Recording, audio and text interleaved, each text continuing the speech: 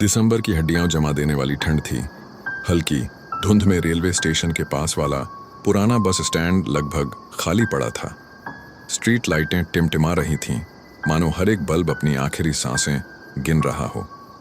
आदित्य ने अपनी जैकेट कसकर बंद की और घड़ी देखी। 7 AM। वह देर से निकला था। उसे अपने गांव पहुंचना ही था, क्योंकि अगले दिन उसकी मां का ऑपरेशन था। लेकिन आखिरी बस छूट चुकी थी। काउंटर पर बैठे बूढ़े आदमी ने धीमी आवाज में कहा था, अब सिर्फ एक बस आएगी, रात की मिडनाइट स्पेशल। पर बेटा, उसे जाना मत। आदित्य ने हंसकर बात टाल दी। क्यों, भूत आती है क्या? बूढ़ा आदमी बस घूरता रहा, जैसे उसकी आंखों में कुछ बहुत पुरानी और गहरी दहशत थी। तू माने या ना माने, पर उस बस में बैठने वाले कभी वापस नहीं आए।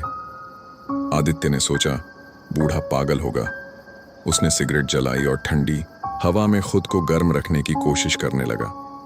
तभी उसने सुना हॉर्न, एक भारी लंबा ठंडक भरा हॉर्न।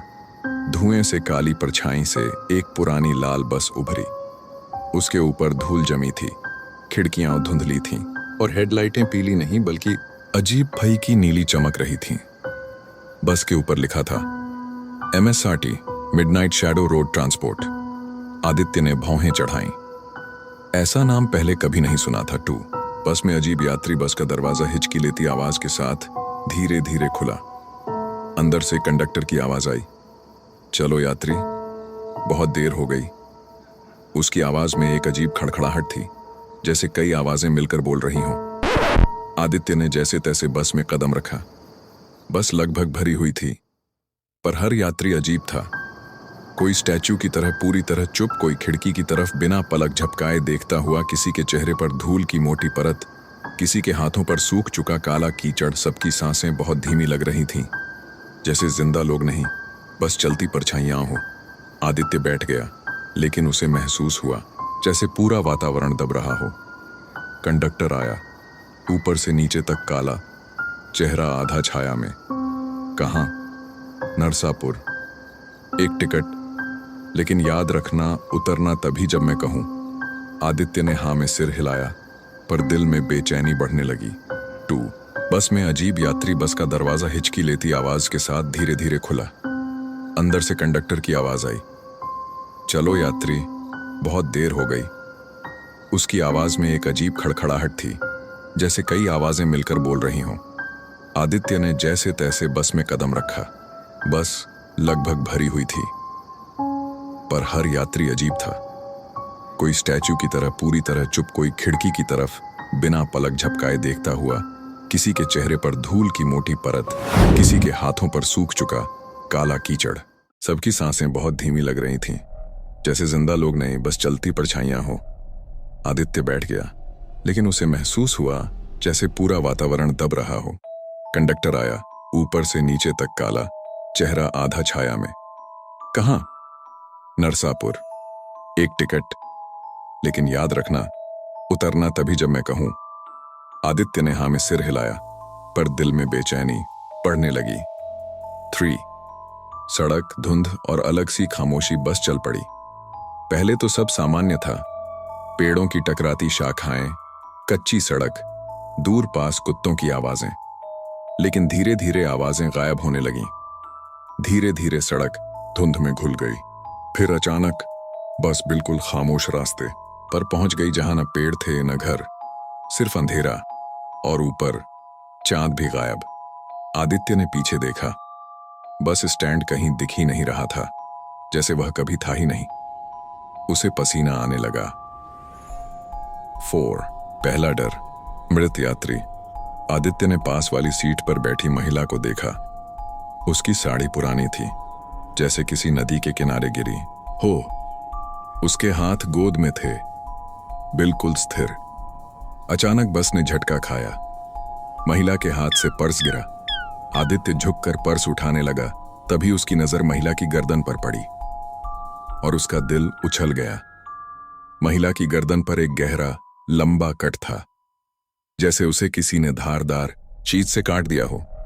लेकिन वह ऐसे बैठी थी जैसे जिंदा हो या आधा जिंदा। आदित्य पसीने से भीग गया।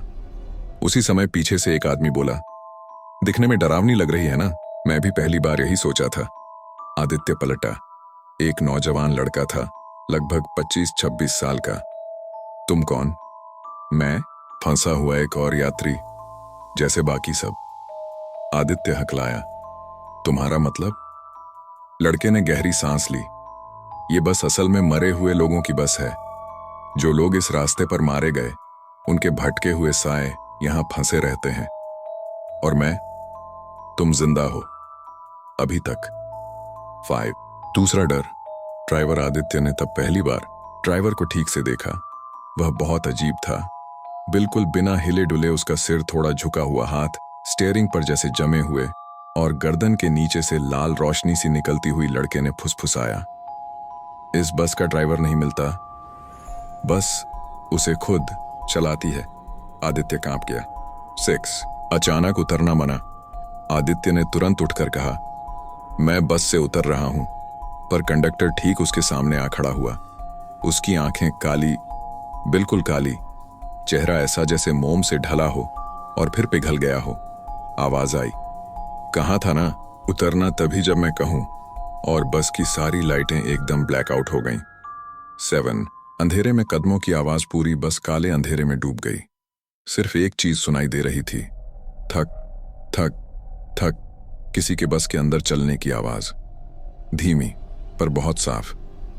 यात्री बिल्कुल चुप, कोई सांस तक नहीं ले रहा था। आदित्य ने अपनी सीट पकड़ ली। उसका दिल गले में अटक गया। कदम चलते चलते उसके पास आकर रुक गए और ठंडी हवा उसके चेहरे से टकराई। वह लड़का फिर उसके बगल में बैठा था। डरो मत, अभी वो सिर्फ जांच रहा था कि तुम डर के मर तो नहीं जाओगे। आदित्य कांपते हुए बोला, ये बस आखिर है क्या? लड़का बोला, इस रास्ते पर 5 साल पहले एक भयानक एक्सीडेंट हुआ था। एक मिडनाइट बस पलट गई थी। 33 लोग मर गए थे। कहा जाता है कि बस के साथ साथ सबकी आत्माएं भी यहीं भटक गईं। और तब से ये मिडनाइट शैडो बस चलती है। जो जिंदा लोग इसमें बैठते हैं, वो भी धीरे धीरे इसमें फंस जाते हैं। आदित्य के शरीर में सिहरन दौड़ गई। अचानक बस रुक गई। चारों ओर सिर्फ घना अंधेरा। किसी गांव, किसी रोड की कोई पहचान नहीं। दरवाजा खुला। आदित्य को लगा शायद कोई नया यात्री चढ़ेगा, पर चढ़ा एक आदमी जिसका चेहरा जख्मी था, आंखें लाल और कपड़े फटे हुए। वह धीमे धीमे अंदर आया। सब यात्री उसे चुपचाप देखते रहे। वह आदित्य के ठीक सामने आकर रुक गया। उसने पूछा, ये सीट खाली है? आदित्य ने जल्दी से कहा, ना नहीं, हाथ पकड़ लिया। सुनो, अगर तुम इस बस से निकलना चाहते हो तो सिर्फ एक मौका मिलेगा। कौन सा? जब बस सुरंग में जाए, वहां लाइट पूरी तरह चली जाती है। उस वक्त कंडक्टर कुछ देर के लिए गायब हो जाता है। लेकिन अच्छी तरह सुन लो, अगर तुम भागते हुए गलत दरवाजा खोलोगे तो सीधे मरने वालों की दुनिया में गिर जाओगे। आदित्य की सांसें तेज हो गईं। और सही दरवाजा? वही जिसमें टिमटिमाती नीली रोशनी दिखेगी, बस उसी में कूदना होगा। बस अब एक लंबी काली सुरंग में दाखिल हो रही थी। लाइट्स झिलमिलाने लगीं। लड़के ने कहा, यही समय है। अचानक पूरा अंधेरा छा गया। बस चीखते हुए ब्रेक मारती है। सारे यात्री एक साथ फुसफुसाते हैं, कोई जिंदा है, उसे पकड़ो। आदित्य काडर शिखर पर था। वह सीट से कूदा, दरवाजे ढूंढने लगा। एकदम काला अंधेरा, सिर्फ आवाजें, सिर्फ परछाइयां, सिर्फ फुसफुसाहटें। अचानक उसे एक दरवाजे के किनारे नीली चमक दिखी। लड़का चिल्लाया, वही, दौड़। आदित्य भागा। उसके हाथ, उसके कपड़े, उसका बैग, कोई चीज पकड़ने की कोशिश कर रही थी। वह चिल्लाया और पूरी ताकत से उस दरवाजे की तरफ भागा और कूद गया। आदित्य धड़ाम से सड़क पर गिरा। ठंडी हवा, स्ट्रीट लाइटें, सामने बोर्ड, नरसापुर 2 km। उसने राहत की सांस ली। उसके पीछे से बस की तेज हॉर्न आवाज आई। बस उसी नीली रोशनी में लिपटी हुई धीरे धीरे सुरंग से बाहर आई। दरवाजे पर वही लड़का खड़ा था, मुस्कुराता हुआ, पर उसका चेहरा अब इंसानी नहीं था। आंखें काली, बिल्कुल काली, त्वचा राख जैसी। और वह बोला, हर जिंदा यात्री को एक जगह लेनी ही पड़ती है। अब तुम्हारी जगह खाली हो गई है, धन्यवाद। बस आगे बढ़ी और धुंध में गायब हो गई।